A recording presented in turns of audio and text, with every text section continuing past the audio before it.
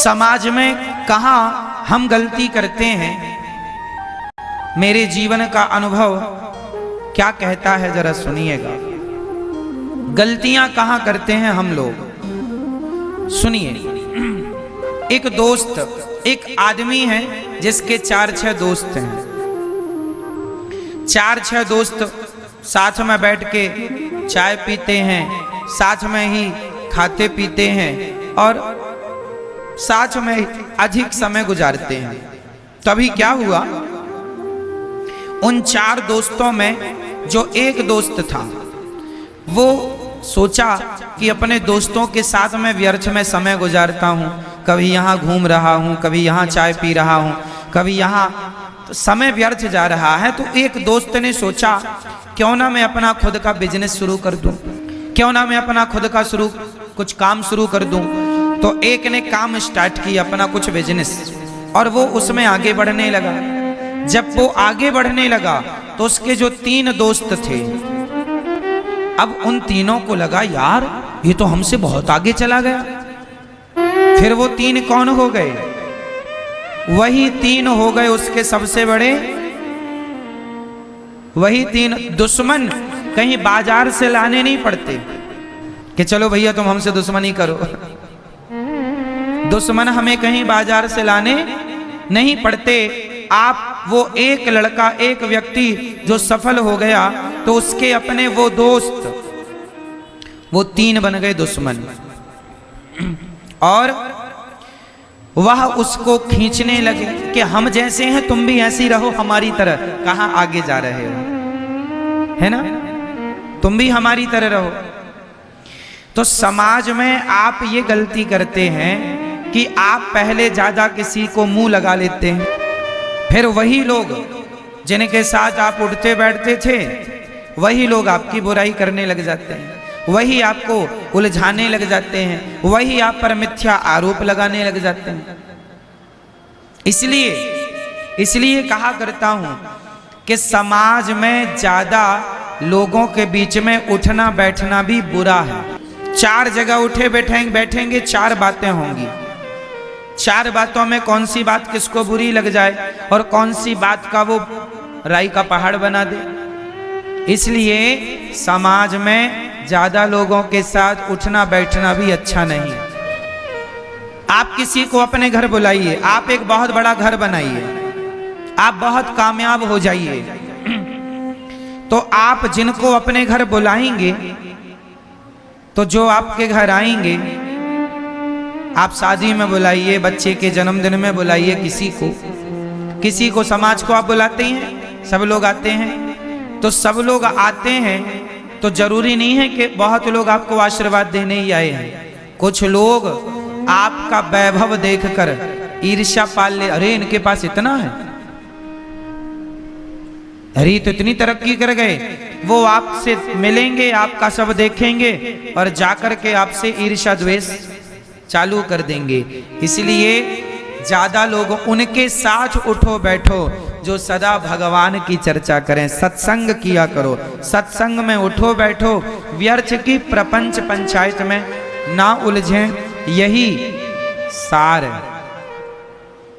है ना। ज्यादा प्रपंच में नहीं उलझना चाहिए किसी को, वरना आपका ही नुकसान है, आपके समय का ही नुकसान है।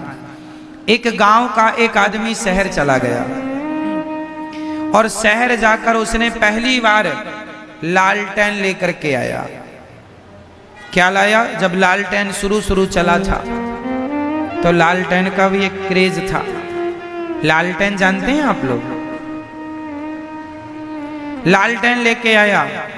अब उसने अपने आंगन में लालटेन जलाया, और लालटेन ऐसा होता है कि आंगन में हवा चलती रहे तो भी जलता रहे, क्योंकि कांच का सपोर्ट रहता है उससे। क्यों? अब वो लाया, अब सारे गांव के लोग आए, भैया ये क्या चीज ले आए तुम, हमारा दिया तो हवा में बुझ जाता है, तुम्हारा बुझ नहीं रहा है। अब सारे गांव वाले देखने आए उसकी लालटेन। अब गांव वालों में काना फूसी चालू हो गई, यार भैया अपन सबके घर में अंधेरा है, इसके घर में उजेला है, क्या करें कि इसके घर में भी अंधेरा हो जाए। क्या करें कि इसके घर में भी अंधेरा हो जाए। तो गांव के सभी लोगों ने, कुछ लोगों ने जो ईर्ष्या वाले थे, उन लोगों ने प्लान बनाया। उन लोगों ने कहा या तो इसका लालटेन हम लोग फोड़ दें, या अच्छा बताइए, एक उपाय हमने बताया, गांव के लोगों ने सोचा, कुछ लोगों ने कि या तो हम इसका लालटेन फोड़ दें तो ये भी हमारी जैसे हो जाएगा फिर से, क्योंकि हमारे घर में अंधकार है, इसके घर में भी अंधकार रहेगा, क्योंकि इसके घर में उजेला है। या तो एक उपाय ये है कि इसका लालटेन फोड़ दिया जाए, या दूसरा उपाय ये है, अब बताओ दूसरा उपाय क्या है, आप लोग बताओ दूसरा उपाय क्या है, बता दो। दूसरा उपाय ये है, या अपन लोग भी शहर चलें और अपन लोग भी एक एक लालटेन लेके आए और अपने घर को भी रोशन कर लें, या तो अपन अपने घर को भी रोशनी से भर लें, या तो इसका भी लालटेन तोड़ डालें। कौन सा उपाय अच्छा है? कि उसका भी घर प्रकाश से भरा रहे और अपना घर भी प्रकाश से भर जाए, रोशनी से भर जाए। इसके लिए क्या करना पड़ेगा? उसकी तरह उसकी टांग पकड़ के खींचने समाधान नहीं है, उसका लालटेन तोड़ देना समाधान नहीं है। आप अपने आप को भी इतना कामयाब बना लो कि आपके घर भी एक लालटेन आए और आपका भी घर प्रकाश से भर जाए। तो जीवन में ये सबक हमें लेना सीखना चाहिए कि हम दूसरों को देखकर जलना बंद करें और अपने को भी उसकी तरह कामयाब बनाएं। अपने को भी हम उसकी तरह कामयाब बनाएं, ना कि उसका पांव पकड़ के खींचे। तो ये सिद्धांत जीवन में आप सब लोगों के काम आएंगे, आपके बच्चों के काम आएंगे। पूतना मौसी जैसे लोग भी समाज में रहते हैं, जो जहर लेकर के चली गईं और भगवान को जहर पिलाना चाह रही हैं, पर भगवान ने पूतना को देखते ही अपनी आंखों को बंद कर लिया है। पूतना मौसी ने अपनी आंखें, बोलो मेरी मां, अपनी आंखें बंद कर ली। पूतना ने अपनी आंखें मूंद ली। अब भगवान कृष्ण ने अपनी आंखें मूंद ली पूतना को देखकर। आशय क्या हुआ? आपके लिए एक मैसेज है, ये मैसेज भगवान से मिल रहा है। भगवान श्री कृष्ण कहना चाहते हैं कि जो लोग आपके लिए जहर लेकर खड़े हों, जो लोग सदा आपके लिए बुरा सोचते हों, ऐसे लोगों को देखकर नेत्र बंद कर लो और ऐसे लोगों से सदा दूरी बना करके रखो। ऐसे लोगों से सदा दूरी बना के रखो। ये मैसेज देखना भी नहीं है अपने को। भगवान ने पूतना को देखना ही बंद कर दिया, नेत्र बंद कर लिए। देखना भी नहीं चाहिए ऐसे लोगों को जिनके मुख में तो राम राम है, बगल में छुरी है। ऐसे लोगों को देखना नहीं चाहिए। आप लोग भी अच्छे लोगों से दोस्ती करना सीखिए, ऐसे लोगों से बचिए। अच्छा, जो आदमी किसी के लिए भी कपट रखता हो, उस आदमी से आप दोस्ती मत कीजिए, क्योंकि वो आदमी जिसके अंदर कपट आज किसी और के लिए है, कल आपके लिए भी तो कपट रख सकता है। ऐसे लोगों से दूरी बनाइए जिनके अंदर कपट हो, जिनका हृदय निष्कपट भाव, जो निष्कपट हैं, जो सच्चे हैं, सीधे हैं, सरल हैं, सहज हैं, ऐसे लोगों से दोस्ती करना सीखिए। भोले हैं, जो अंदर बाहर एक से हैं। भगवान कृष्ण ने नेत्र बंद कर लिए। हम देखना भी ठीक नहीं समझते, क्योंकि पूतना का तन सुंदर है, मन सुंदर नहीं। देखो मैसेज है ये आपके लिए, है ना।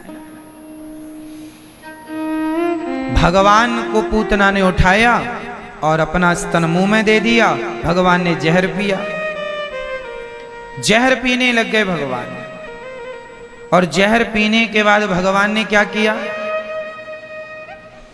थोड़ा दूध था, दूध पीने लग गए।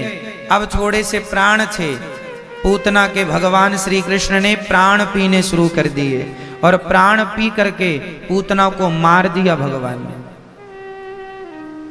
इससे क्या मैसेज मिला? ये कथा ये कहती है कि जीवन में हमें या तो ऐसे लोगों से दूरी बना लेनी चाहिए, दुष्टों से, है ना, या फिर जब वो आपने आंख बंद कर ली, आप भगवान ने तो पूतना को देखा नहीं, पर पूतना फिर भी पास आ रही है और फिर भी पंगा ले रही है, तो आप अपने आप को इतना स्ट्रांग बनाइए कि आप पहले तो दुष्टों को इग्नोर करें, पर फिर भी वो आपके पास आए तो आप इतने मजबूती से उनके सामने खड़े होइए कि आपसे डरकर वो सदा सदा के लिए चले जाएं।